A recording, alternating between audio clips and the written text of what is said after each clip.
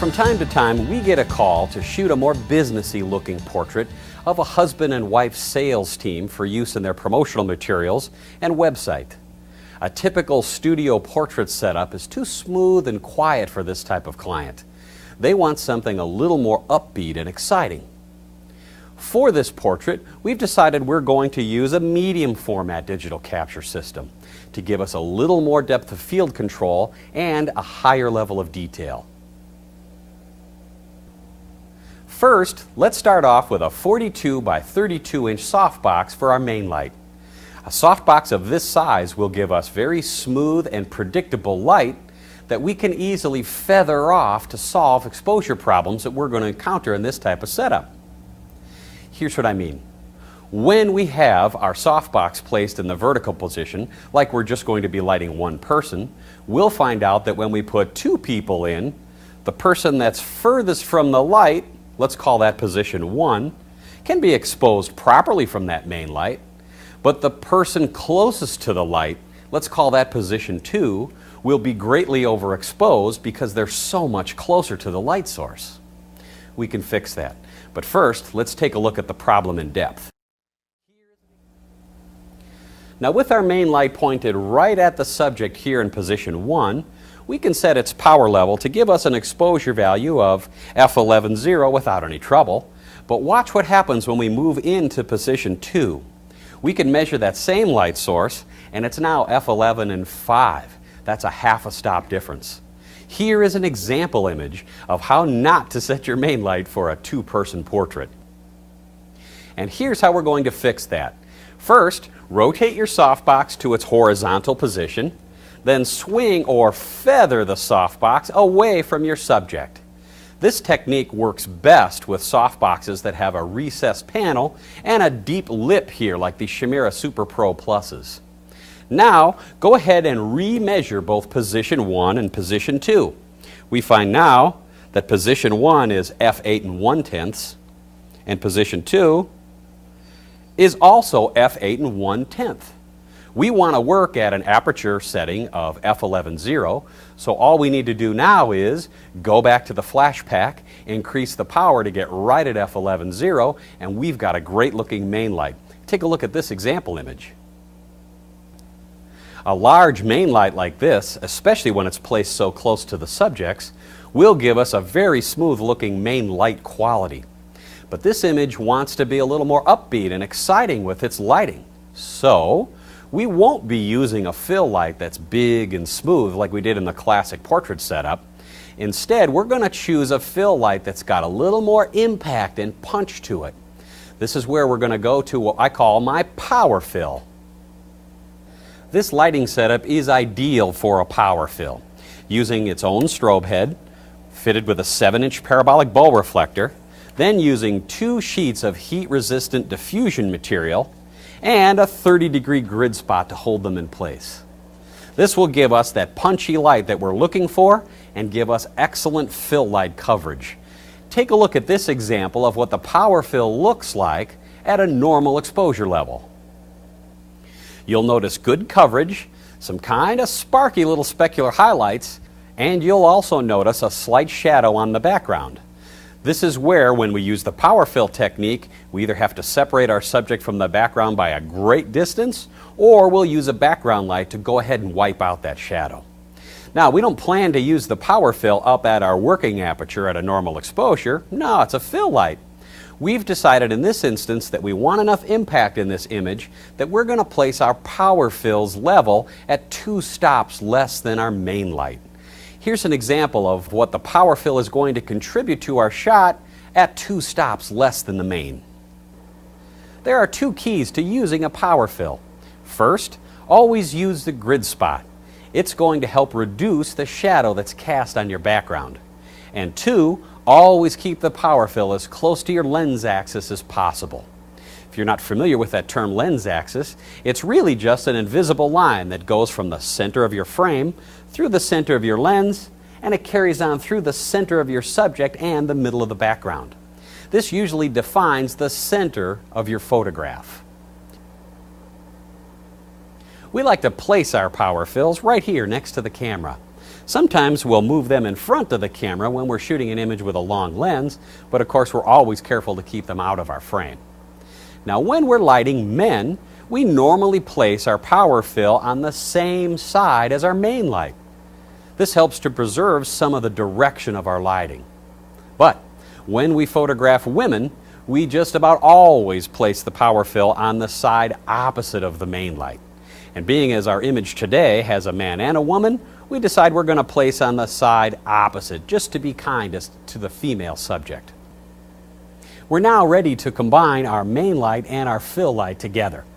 But keep in mind though that our main light is set to exactly f11.0 and our fill light is set exactly to f5.60. And when those two strobes fire, they're going to combine their light values at our subject's face and create an overexposure. And that's a problem that we need to fix. First thing we need to do, find out how far overexposed we are by taking a combined measurement of our main and our fill light. So pointing the dome into the lens, we take a test reading and discover that our meter tells us that we have an exposure value of f11 and 3/10. So let me show you how we fix that using our equipment here in the Crockett Studios. Come on with me. If you do a lot of precise lighting like we do, you may find that you'll benefit from investing into a digitally controlled pack and head flash system like Broncolor or ProPhoto or the Elinchrom Micro AS system we're using here. They have many premium features, but for the shot that we're working on today, watch what they'll do for us. We've got our main light here in channel A and our fill light here in channel B. Now if we just want to adjust either the main or the fill, we can go to the selectors here on the channels and adjust them up or down in tenths of an f-stop all by themselves. Or we can go here to the overall section and we can adjust both the main and the fill, or whatever other channels are turned on, in tenths of an f-stop. So we're 3/10 overexposed. We've reduced the overall output of channel A and channel B by a combined value of 3/10 of an f-stop.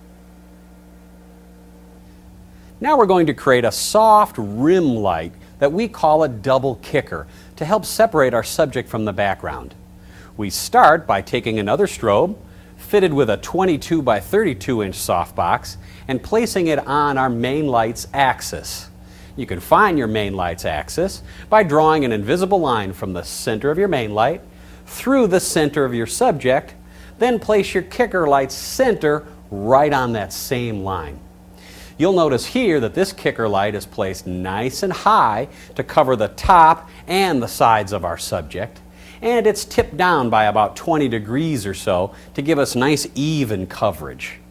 Now make sure that you place your kicker lights at least 6 inches out of your frame to help reduce any lens flare potential, and make sure you don't put them too far back, because the further away your light source is from its subject, the higher its contrast will be.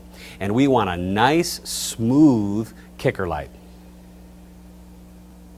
Kicker lights get their name from the fact that their soft, broad light quality tends to kick the subject off the background. And kickers are very easy to meter too. We'll simply take our flash meter, put it behind the head of our subject in position 1, closest to this kicker light, and point the dome straight into the light source. Take a meter reading and set our power level based on what our meter tells us. Our working aperture is f11.0 for this shot. And because we want that nice soft kicker to be present but not overbearing, we've decided we're going to place that kicker value at 1 stop less than our working aperture. So that means we'll adjust the power of that kicker light until we get a meter reading of f8.0. Let's take a look at an example of what this one kicker light gives us. Now let's add a second kicker light to complete our double kick setup. Make sure that you use the same identical light modifier as your first kicker, elevate it to the same height, tip it down at the same angle, and meter it the same way you did your first kicker. This ensures the smooth, seamless look from one side to the other on this double kick setup. Let me show you an example image of what this kicker looks like all by itself and exposed at f8.0. Now let's fire both kickers at once and look at the great rim light we get.